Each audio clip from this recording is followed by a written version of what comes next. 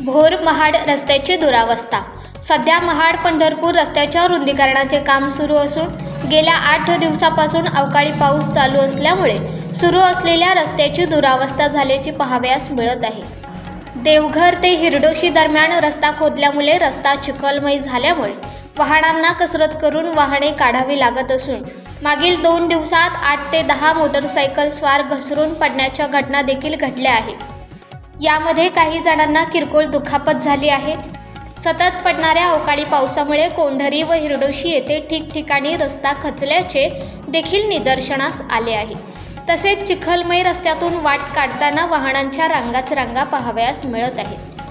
तरी रस्त्याच्या सुरू असलेल्या कामाविषयी संबंधित ठेकेदारांनी ठिकठिकाणी सूचना फलक लावावेत असे वाहन चालकांकडून सांगण्यात येत आहे।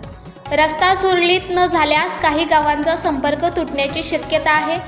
तरी रस्त्यावर आलेला राडा-रोडा संबंधित ठेकेदाराने बाजूला करून त्यावर खडी टाकावी व वाहतूक सुरळीत करावी अशी मागणी वाहन चालकांकडून व ग्रामस्थांकडून होत आहे। स्वराज लाईव्हसाठी प्रतिनिधी तथा उपसंपादक दीपक पारठे, भोर, पुणे।